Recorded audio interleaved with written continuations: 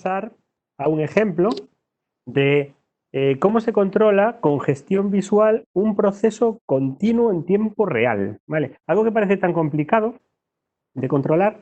Diego, ¿estás por ahí? Soy aquí, Juan Carlos. Hola, Diego, ¿qué tal? Muy buenas. Pues, Diego nos va a contar cómo es el proceso y por qué es tan crítico controlarlo en tiempo real y cómo lo han hecho ellos. Muy buenas a todos, en primer lugar.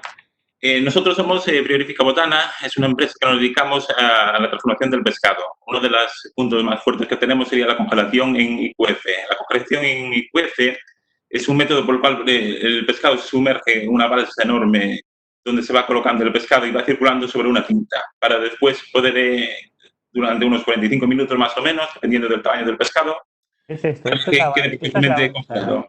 Esta que vemos aquí es la balsa de salmuera, ¿no?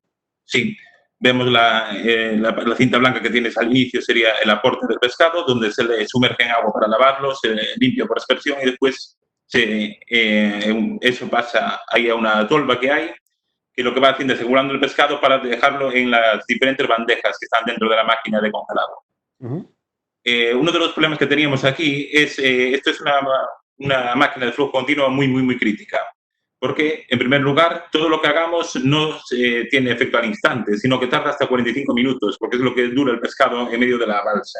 Ujú. Otro de los problemas que tenemos, también muy típico, es que si aportamos mucho pescado, la temperatura puede subir, lo cual nos baja la calidad de la producción y no cumpliría nuestros criterios. Y de poco vale que compremos un pescado de gran calidad si después el proceso falla. Ujú. También otro de los grandes problemas que tenemos es a la hora, en el final, en la imagen que vemos abajo a la izquierda, esa es la salida. La salida del pescado después pasa a una cinta que lo que va a hacer es enviarla a dos juegos de básculas. El problema que teníamos muchas veces es que si el pescado no está bien balanceado, si no es capaz de enviar el suficiente pescado igual para un grupo que para el otro, crearía atascos. Ujú. Lo cual es un gran problema, porque si tenemos que parar la cinta y el pescado queda sumergido en la salmuera, puede llegar a crear bloques y destruiríamos todo el proceso de congelación. Con lo Sí, cual, que estamos siempre básicamente no puedes parar. ¿no?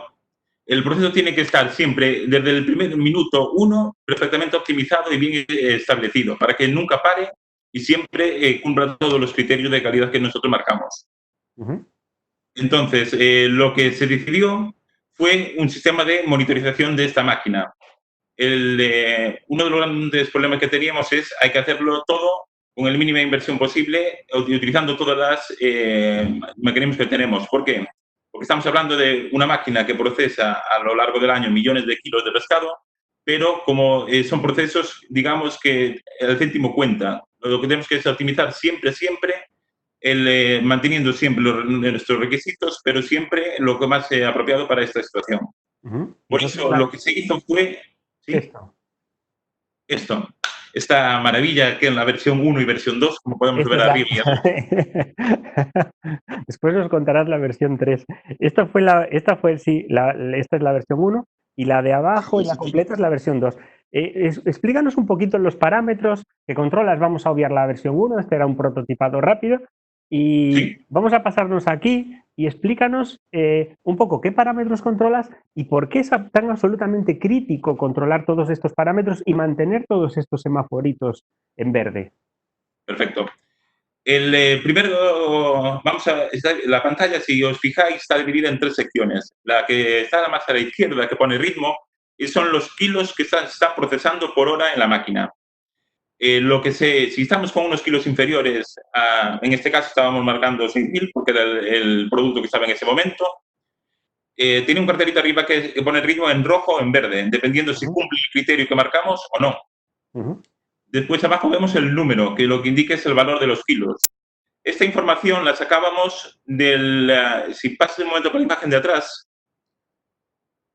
en la imagen de donde estás marcando, ahí hay una fotocélula. Una fotocélula no es más que un sensor de que pasa algo por delante o no pasa. Ujú. Lo que Aquí, vamos a hacer es aquí contar el tenéis. número de cajas Ajá. en periodos de 3 minutos y lo multiplicamos por 20, que era el número de kilos.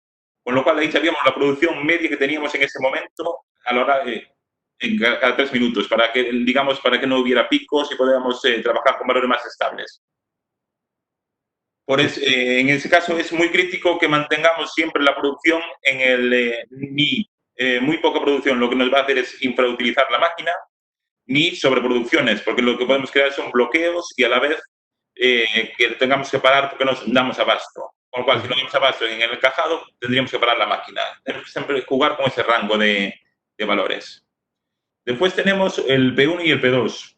Si miramos en la imagen anterior, no es nada, es solo el número de cajas que se están procesando en esos 3 minutos en cada uno de los puestos. ¿Qué buscamos aquí? Buscamos que los dos puestos estén lo más balanceados posibles. ¿Qué quiero decir? Que lleven el mismo número de cajas uno que el otro, para que siempre estemos utilizando al máximo la línea. El cartelito que vemos de lado en verde, del P1 y P2, ¿no? Ahí, al lado. Sí. El que está al lado del P1 y P2, el cuadradito verde. Sí. Ese lo único que indica es si está bien balanceado. ¿Cómo lo hacemos? De dos maneras. Podemos o poner eso en rojo, lo que diría que en este caso es que hay más, porque está yendo más para un puesto más que para el otro, o una cosa que no comenté también en el anterior es que abajo, si os fijáis, hay 3 luces naranjas. Cada una de ellas corresponde a una de las secciones. La primera, a la vez que se pone en rojo, daría una alerta sonora, y la del medio, aquí también, correcto, lo que haría también es dar un aviso. ¿De qué? De que tenemos un puesto más balanceado que el otro, o sea, lleva más cajas que el otro. O sea, el jefe de sección, ante una anomalía, ante una desviación, no es capaz de no enterarse. No, porque aparte de que lo avisamos con una imagen, lo avisamos con un sonido, le indicamos cuál es el puesto que tiene más cajas y cuál es el que menos, para que él pueda operar, pueda balancearlo.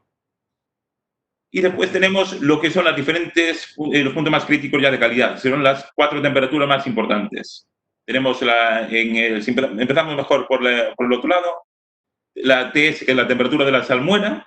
Tenemos el TP, que es la temperatura del túnel de procesado, que es el túnel inicial. Después tenemos un túnel de secado, que es el final. Aquí lo que se hace es, una vez que el pescado sale congelado de la salmuera, se sumerge en agua para que se le cree una película muy fina de hielo que nos ayudará a que el pescado se conserve muchísimo mejor y cree como una coraza de protección. Y ese agua, lo que tenemos que buscar es que también esté lo más fría posible para que ese sellado sea completo. Que es lo que miramos como TG, que es la temperatura del glaseo. Y aquí lo mismo, yo puedo llegar y no tener ni idea de cuál es la temperatura correcta del túnel. No me hace falta saberlo. Para solo nada. tengo que saber si todo está en verde o si tengo un semaforito en rojo. Y si en caso que tengas uno de los semáforos en rojo de temperatura, la alarma también sonará. Vale. Pero esto, vale, aquí hay un montón de tecnología, parece que hay un montón de tecnología metida. Supongo que estas soluciones son extremadamente costosas, ¿no? Esto para una pyme, que puede suponer como 14.000 euros, más o menos. Sí, tienes 100 pymes. Me refiero. Aquí lo que se ha hecho es todo utilizar esto, lo que vemos aquí. Lo que vemos aquí es 3 pantallas LED de los chinos. Eso es como bricomanía. 3 pantallas de los chinos. Tenemos un Arduino, que es el maquinillo que tienes al lado, que no es más que un chip que nos permite controlar la pantalla y leer parámetros de los autómatas. ¿Cuánto te cuesta este Arduino? Más o menos. Orden de magnitud. 4 euros en AliExpress. 4 euros. Vale. Ahora, si quieres ir al Pro, te vas a 12 y compras el oficial. Joder. Después tienes la fotocélula, que no es más que el sensor que se conectaría al Arduino para que cuente el número de cajas, y un ordenador, que es el que hace un ordenador, pero no el servidor, nada. El típico ordenador que tienes en la oficina, que la única condición que tiene que tener es estar encendido todo el día. Porque lo que va a hacer es, cualquier ordenador viejo que te sobre, básicamente. Sí, porque la máquina, de hecho, la implementación que se hizo nuestra es sobre una máquina que no tenía nada de conectividad. Estamos hablando de una máquina que tiene del orden de 12 años, más o menos. Quiere decir que la tecnología que se utiliza ya estaba aprobada en esa época, con lo cual seguramente no tenía mucha, digamos, tecnología de parte de Internet, de cosas de ese estilo. Y lo que se fue es, con el ordenador, lo único que hace es, le pregunta al autómata de la máquina diferentes parámetros que nos interesan y se los manda al Arduino, que los pone en la pantalla. ¿No? Es una cosa tan sencilla, que es un programa sencillísimo, pero tan potente a la hora de poderlo utilizar. Es decir, un control de producción en tiempo real como este, más o menos, ¿qué inversión te supuso?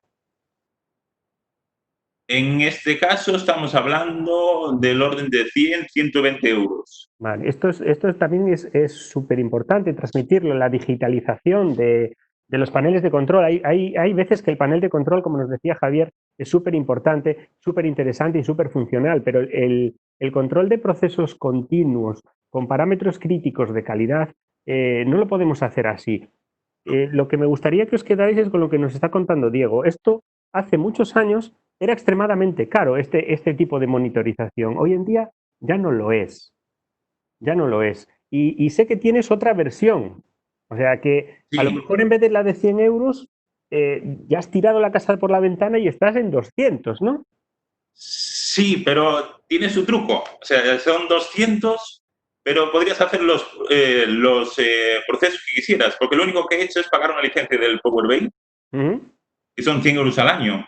Pero es que tú, con esta licencia no es solo para este proyecto, puedes hacer múltiples proyectos en la fábrica con una sola licencia. ujú. ¿Y Podríamos estar, por ejemplo, en Tenerife tomándonos unos mojitos y teniendo todo en tiempo controlado.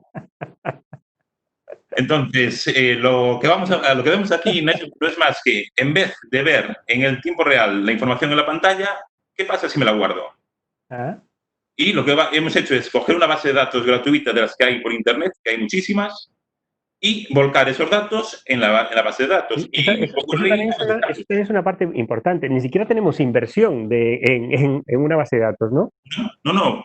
En cualquier caso, tienes cientos de servicios online que te ofrecen eso. Ujú, Vale, y nosotros, por ejemplo, lo que hicimos fue aprovechar un ordenador viejo y le instalamos la base de datos aquí también. Pero ujú, tienes que sepas que no tienes por qué andar pensando en utilizar siempre 20.000 recursos a nivel interno, sino que puedes utilizar muchos servicios gratuitos que te ujú. pueden ayudar. Y una vez que recoges los datos que nos estás contando, que recoges los datos en tiempo real y los estás plasmando aquí en tiempo real también. Quiero decir, como dices tú, yo podría estar tranquilamente, ojalá estuviese en el hotel que dirige Bar tomándome uno de sus mojitos y podría saber exactamente cuál es el OEE de esta línea para saber cuál es el ritmo medio al que está trabajando para saber si está dentro de lo que yo quiero o no. Incluso tenemos aquí que controláis el peso medio de las cajas, cosa que también es muy importante, ¿no? Sí, si puedes poner la primera imagen, la mía, ¿Cuál? la primera de atrás, Creo que no la tengo. Espera, la primera, espera. Esa la tengo que tener, que la acabo de pasar. Esta, anterior, esta, esa. sí. Ahí, en donde está la puerta abierta, vemos un visor. Se ve un poquito abajo, abajo, abajo. Es Aquí. el visor de la báscula. Lo que se hizo fue, porque tengo una báscula que lo que estábamos utilizando es para que el operario que está ahí pueda saber si el peso es el correcto. Ujú, Pero, ¿por qué no registrar ese peso también y vincularlo con nuestros datos? Porque es un dato muy potente. ujú. Entonces, lo que vemos ahí es ese peso guardado en tiempo real Ujú. de todas y cada una de las cajas que pasaron por nuestro servicio. Claro, para asegurarte que la media es exactamente lo que le dices al cliente que le vas a dar. Correcto. La primera sería nunca estar por debajo del valor que le vendemos al cliente y después siempre estar en un rango apropiado que Ujú, nosotros marcamos en cualquier momento. ujú, pero sin pasarte. Claro. A ver, eso muchas veces eso pasaba. En la versión 2 está cambiado, que es lo que comentábamos. Lo que pasaba aquí es que a veces cogían la caja Sí, y hacían un poquito de fuerza y pensaban, sí, apretaban la báscula. Eso en la ujú, última versión ya está solucionado. correctísimo. Pues muchísimas gracias. Pues una vez más, súper importante tu visión y súper importante que todas las pymes y toda la gente se queden con que todas estas cosas de control, de producción en tiempo real, que hace unos años eran absolutamente prohibitivas, hoy en día no es así. Hay un montón de código abierto, como decías tú, hay un montón de bases de datos gratuitas y con 4 elementos y un poco de cabeza eres capaz de hacer esto que a mí me parece una auténtica barbaridad lo que has montado con estos recursos. Así Ujú. que muchísimas gracias. A ti, a vosotros. Siempre un placer hablar contigo, Diego.